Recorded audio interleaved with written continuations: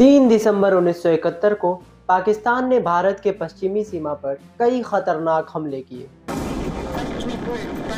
उसके बम वर्षकों ने पश्चिमी सीमा पर स्थित एयरफील्ड को अपना निशाना बनाया, जबकि उनकी तोपों ने कश्मीर को अपना निशाना बनाया।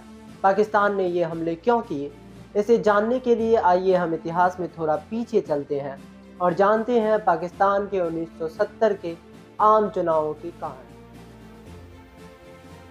1970 में जनरल याह्या खान, जिन्होंने पाकिस्तान में राष्ट्रपति और चीफ मिलिट्री एडमिनिस्ट्रेटिव के रूप में अयूब खान की जगह ली थी, उन्होंने ये वादा किया कि वे पाकिस्तान में लोकतंत्र को फिर से बहाल करेंगे और इस वादे को कायम रखने के लिए उन्होंने 1970 में पाकिस्तान में आम चुनाव करवाए। यह पाकिस्तान में वयस्क मताधिकार पर आधारित पहला चुनाव था।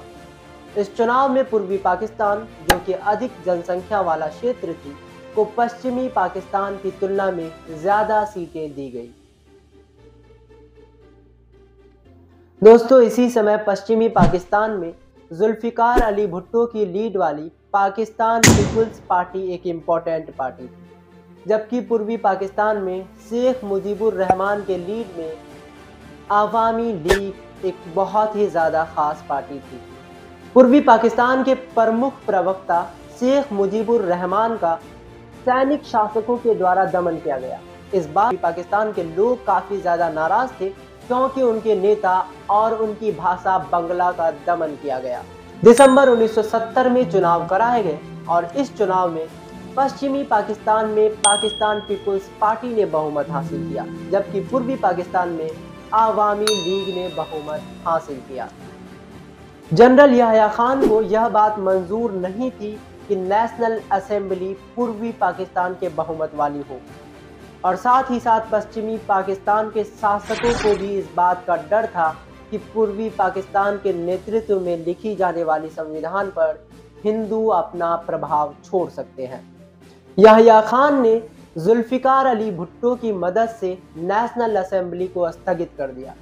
इसके रिजल्ट में पूर्वी पाकिस्तान के लोगों में नाराजगी बढ़ी, तो पूर्वी पाकिस्तान के लोगों और आवामी लीग ने पूरे देश में बहुत ही बड़ा हड़ताल शुरू कर दिया। मार्च 1971 में पाकिस्तान की सेना ने इन विद्रोहों को कुचलने का फैसला लिया। पाकिस्तान ने पूर्वी पाकिस्तान में अपने टैंक सेना भेजी, जिसके परिणाम स्वरूप शेख मुजीबुर रहमान को गिरफ्तार कर अंडरग्राउंड जगह पर रखा गया। इन सभी घटनाओं के दौरान पाकिस्तान के मासूम लोगों की काफी बेरहमी से हत्याएं हुई। इन सभी घटनाओं की वजह से 1971 में पाकिस्तान से लाखों शरणार्थी भारत आकर शरण लेने लगे। भारत सरकार ने इन शरणार्थियों का अपना दरवाजा खोलकर स्वागत किया और इन्हें रहने का एवं इनके खाने का प्रबंधन किया। आगे चलकर भारत ने इन सभी घटनाओं से वैश्विक शक्तियों को आगाह किया, लेकिन अमेरिकी राष्ट्रपति निक्सन पाकिस्तान के पक्ष में थे और वो भारत को किसी भी तरह की कोई भी सहायता देना नहीं चाहते थे। ऐसे बुरे हालात में हमारा ऑल टाइम फ्रेंड सोवियत संघ हमारे लिए आगे आया और उसने भारत को सैन्य उपकरण मुहैया कराए। भारत के तत्कालीन विदेश मंत्री स्वर्ण सिंह 1971 में मॉस्को दौरे पर गए और उन्होंने रूस के साथ शांति, मैत्री एवं सहयोग संधि पर हस्ताक्षर किया। इस संधि के तहत दोनों देश हमले की स्थिति में एक दूसरे की मदद करेंगे।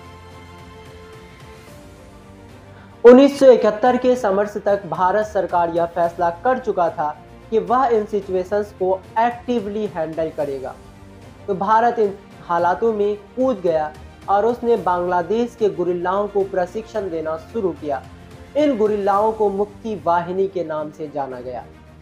इन गुरिल्लाओं ने चोरी छुपे कई पाकिस्तानी शिविरों पर हमला कर उन्हें बर्बाद कर दिया। इसी बीच भारत और पश्चिमी पाकिस्तान की सेना के बीच लड़ाई और तेज हो गई।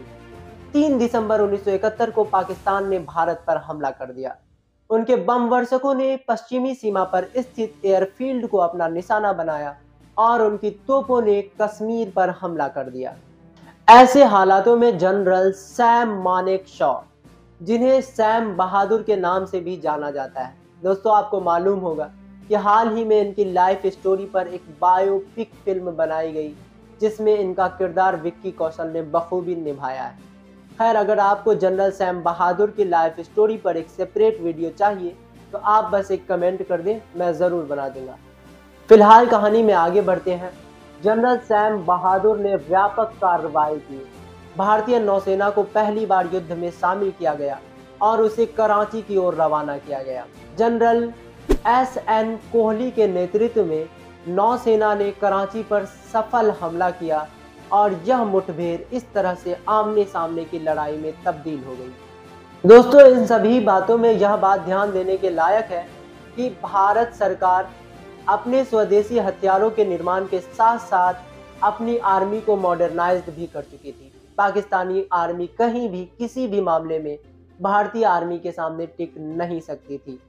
इसके अलावा यहया खान चीन की मदद के लिए काफ़ी ज़्यादा कॉन्फिडेंट था, जो मदद कहीं से भी सामने नहीं आया। एक कारण यह भी था कि पाकिस्तानी आर्मी अपने ही लोगों की नाराज़गी को झेल रही थी तथा अपने ही लोगों के विद्रोहों से काफ़ी ज़्यादा तनाव में थी, जबकि इंडियन आर्मी के साथ ऐसी कोई भी कंडीशन नहीं थी। इसके अलावा यहाँ के लोगों और मुक्ति वाहिनी ने इंडियन आर्मी का भरपूर सहयोग किया। इन सब की मदद से इंडियन आर्मी ने ढाका पर अपना कब्जा जमाया। वाइस एडमिरल नीलकांत कृष्णन के लीड में इंडियन आर्मी ने बंगाल की खाड़ी पर नाकेबंदी कर पाकिस्तान को घेर लिया। 4 दिसंबर से युद्धपोत INS विक्रांत को पूर्वी पाकिस्तान के महत्वपूर्ण बंदरगाहों पर हमला जारी रखने के लिए तैयार कर दिया गया। 6 दिसंबर 1971 को भारत ने पीपुल्स रिपब्लिक ऑफ बांग्लादेश को मान्यता दी। अमेरिका ने बंगाल की खाड़ी में युद्धपोत USA एंटरप्राइज को उतारा, लेकिन इस युद्धपोत ने इन घटनाओं को किसी भी तरह से प्रभावित नहीं किया, बल्कि यह अमेरिका की तरफ से सिर्फ और सिर्फ अपनी पावर एडवर्टीजमेंट थी। 13 दिसंबर 1971 को यहया खान ने जनरल लेफ्टिनेंट A.A.K. नियाजी को यह मैसेज दिया कि वह आत्मसमर्पण कर दे। 16 दिसंबर 1971 को पूर्वी पाकिस्तान में लेफ्टिनेंट जगजीत सिंह अरोड़ा और A.A.K. नियाजी के बीच शांति समझौतों पर हस्ताक्षर हुआ। इसके तहत पूर्वी पाकिस्तान को मुक्ति दी गई और एक नया राष्ट्र बांग्लादेश के नाम से अस्तित्व में आया।